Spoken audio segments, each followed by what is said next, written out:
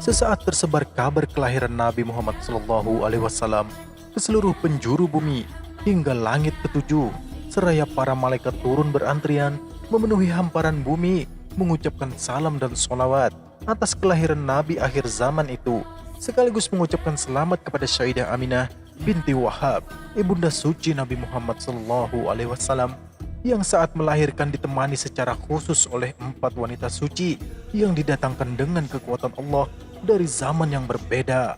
Allah mengutus 4 wanita utama untuk menemani Aminah selama proses persalinan. Mereka ialah Hawa, istri Nabi Adam alaihissalam, Sarah istri Nabi Ibrahim, Asyah binti Muzahim, dan Maryam binti Imran, ibunda Nabi Isa alaihissalam. Seketika itu pula, api majusi yang selama ribuan tahun tak pernah mati, tiba-tiba padam dan tak bisa dinyalakan. Abu Muthalib yang saat itu berada di Ka'bah menyaksikan berhala tiba-tiba tersungkur, berjatuhan. Terdengar pada di dalam Ka'bah suatu kalimat tauhid. Sewaktu ku berada di dekat Ka'bah, patung berhala yang ada di dalam Ka'bah tiba-tiba jatuh tersungkur dari tempatnya dalam bentuk bersujud kepada Allah Ta'ala. Aku juga mendengar suara dinding Ka'bah. Nabi terpilih telah lahir yang akan menghancurkan orang-orang kafir dan membersihkan aku dari beberapa patung berhala, serta memerintahkan untuk menyembah pada zat yang merajai alam ini. Tutur Abu Muthalib, kakek Nabi Muhammad Sallallahu Alaihi Wasallam.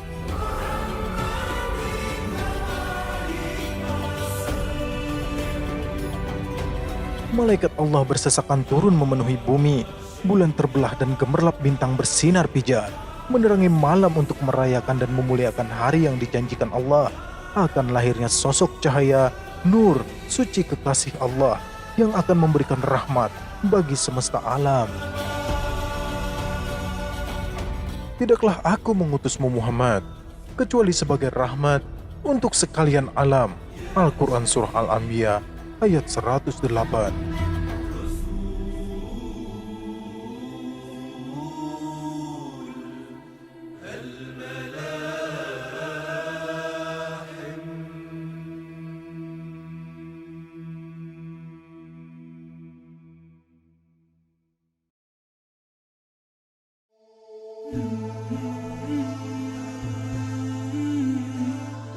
Bismillahirrahmanirrahim. Assalamualaikum warahmatullahi wabarakatuh. Kembali lagi di Hijrah Channel.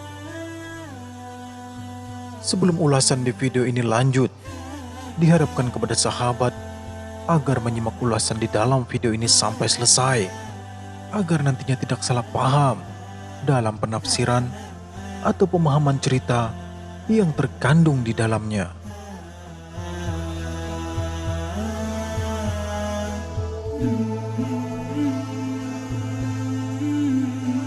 Kegembiraan pun tampak pada makhluk Allah di langit.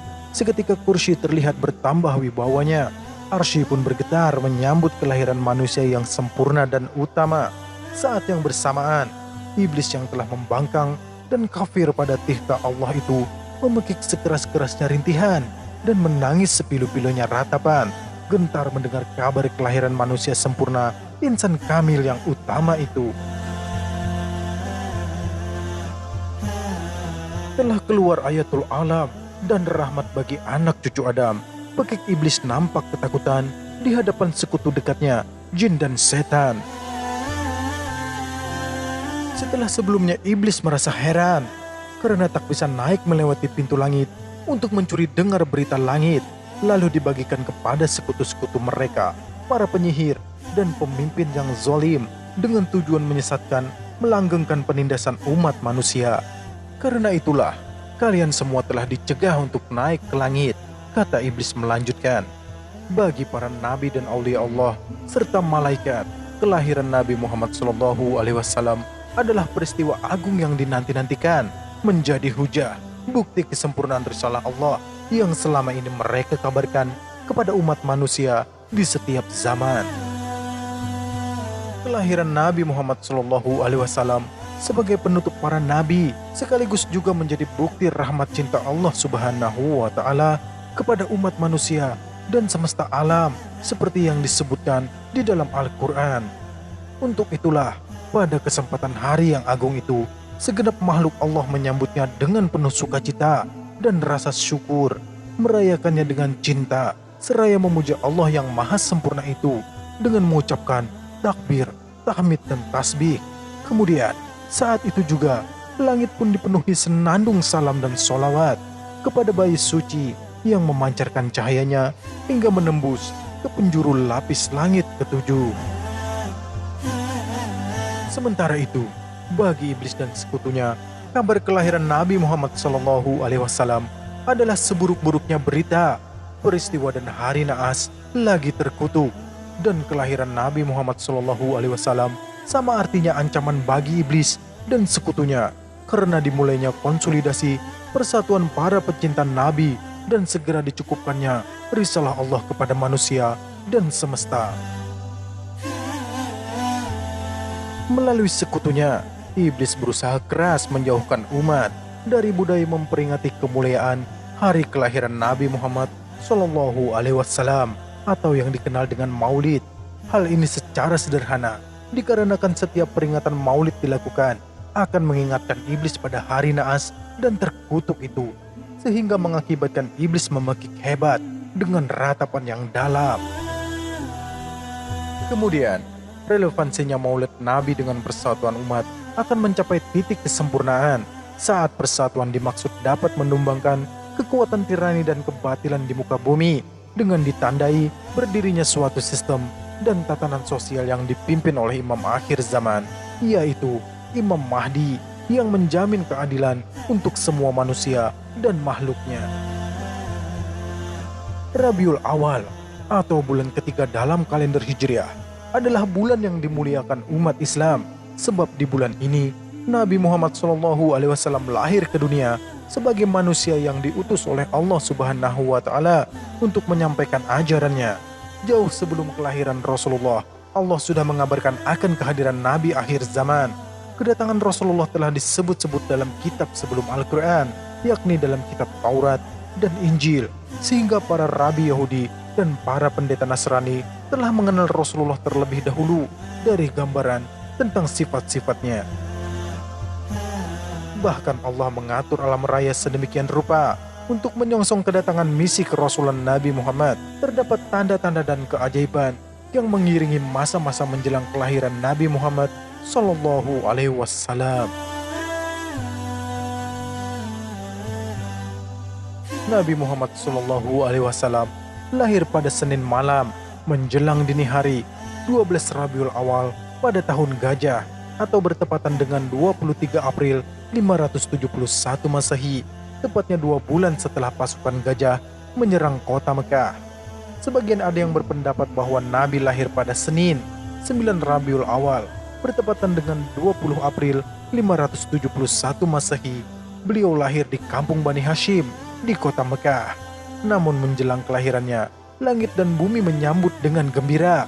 Selain itu, ada sejumlah peristiwa besar yang terjadi di dunia sebagai tanda akan kelahiran Nabi Muhammad Sallallahu Alaihi Wasallam. Pada tahun 570 Masehi, sebagian besar negara Mekah gersang kerontang. Dataran Mekah nyaris tak ditumbuhi tanaman selain pohon kurma.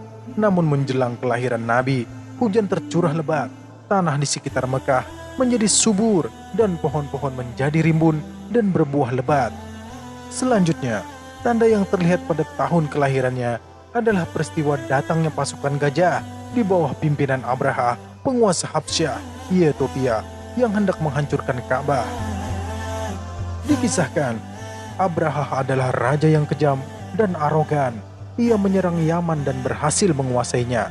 Ketika ia mendengar orang-orang pergi haji ke Baitullah di Mekah, timbul keinginannya untuk membangun rumah suci di Yaman dengan maksud mengalihkan perhatian orang-orang agar berhaji ke Yaman dan bukan ke Mekah.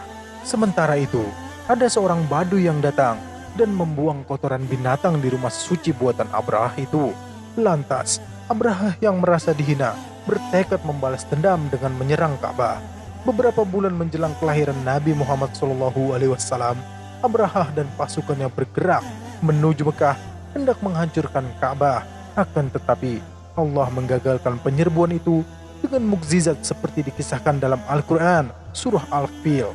Saat itu, Ka'bah tanpa perlindungan manusia sama sekali, lantaran penduduk Mekah mengungsi ke bukit-bukit. Saat hampir sampai ke kota Mekah, gajah-gajah itu berhenti dan berbalik mundur dengan izin Allah.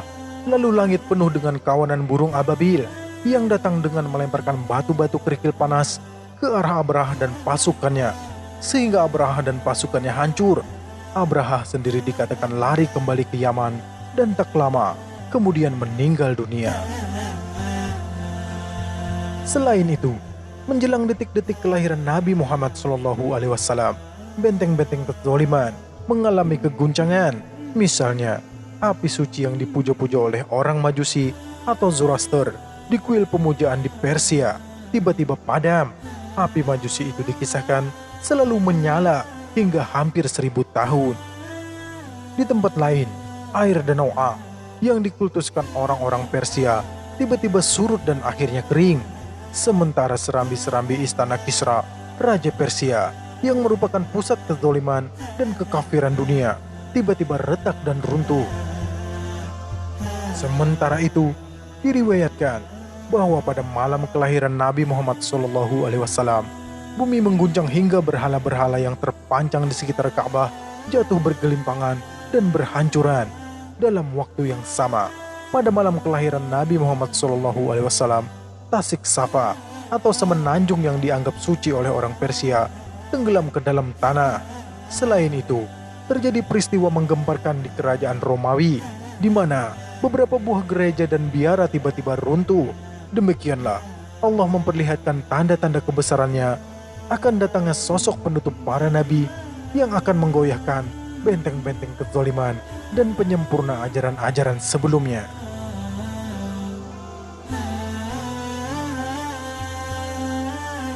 Wallahu alam bisawab.